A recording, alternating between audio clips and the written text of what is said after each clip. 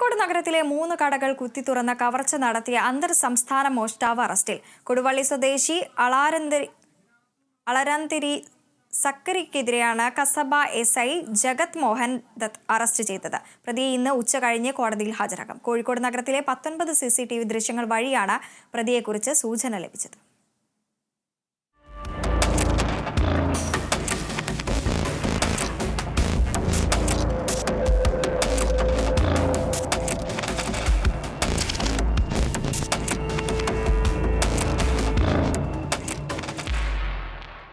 ബുധനാഴ്ച പുലർച്ചെ 2:30-ക്കാണ് കോഴിക്കോട് കോട്ടപ്പറമ്പ് റോഡിൽ കവർച്ച നടന്നത്.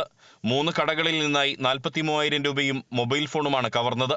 കോഴിക്കോട് സിറ്റി പോലീസ് കമ്മീഷണറുടെ നേതൃത്വത്തിലുള്ള സ്പെഷ്യൽ സ്ക്വാഡും കസബ എസ്ഐ ജഗത് മോഹൻദത്തിന്റെ നേതൃത്വത്തിൽ കസബ പോലീസും ചേർന്ന് നടത്തിയ സംയുക്ത നീക്കത്തിലാണ് കവർച്ച നടന്ന് 24 മണിക്കൂറിനകം സക്കരിയയെ പിടികൂടാൻ സാധിച്ചത്. വയനാട്ടിൽ നിന്നാണ് ഇയാളെ പിടികൂടിയത്.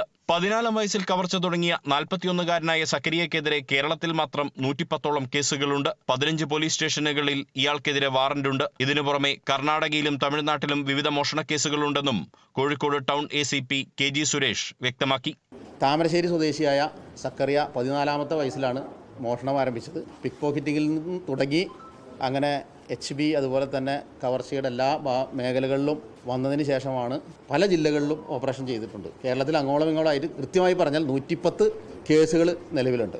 ഈ കഴിഞ്ഞ 3 വർഷം ഒരു കേസുമായി ബന്ധപ്പെട്ട് തിരുവനന്തപുരം സെൻട്രൽ ജയിലിൽ നിന്നും ശിക്ഷ അനുഭവിച്ച് കഴിഞ്ഞ ജൂൺ മാസം ലാസ്റ്റാണ് ഇറങ്ങിയത്. ഇതുമായി ബന്ധപ്പെട്ട് നമ്മൾ വയനാട്ടിൽ നിന്ന് ഇന്നലെ രാത്രിയാണ് പ്രതിയെ അറസ്റ്റ് ചെയ്തിട്ടുള്ളത്. കവർച്ച നടത്തുമ്പോൾ പരമ്പരയായി നടത്തുക എന്നതാണ് സക്കരിയയുടെ രീതി. അതിനായി തിയേറ്ററിൽ പോയി സെക്കൻഡ് ഷോ സമയത്ത് സിനിമ കാണും. സിനിമാ ടിക്കറ്റിന്റെ ബാക്കി ഭാഗവുമായി നഗരത്തിലേക്കിറങ്ങി മോഷണം നടത്തേണ്ട സ്ഥാപനങ്ങൾ കണ്ടുവയ്ക്കും. വാഹന പരിശോധനയ്ക്കിടെ പോലീസ് പിടികൂടിയാൽ സിനിമാ ടിക്കറ്റ് കാണിക്കും. പിന്നീട് ഉപകരണങ്ങൾ വാങ്ങി തിരിച്ചെത്തി കവർച്ച നടത്തുന്നതാണ് ഇയാളുടെ രീതി. കവർച്ച നടത്തി കിട്ടുന്ന പണം ഉപയോഗിച്ച് ലഹരി വസ്തുക്കൾ വാങ്ങി ഉപയോഗിക്കുകയും ആഡംബര ജീവിതം നയിക്കുകയുമാണ് പതിവെന്ന് പോലീസ് പറയുന്നു.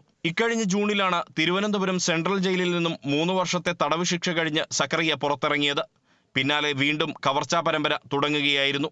Kerala vision news, Kozhikode.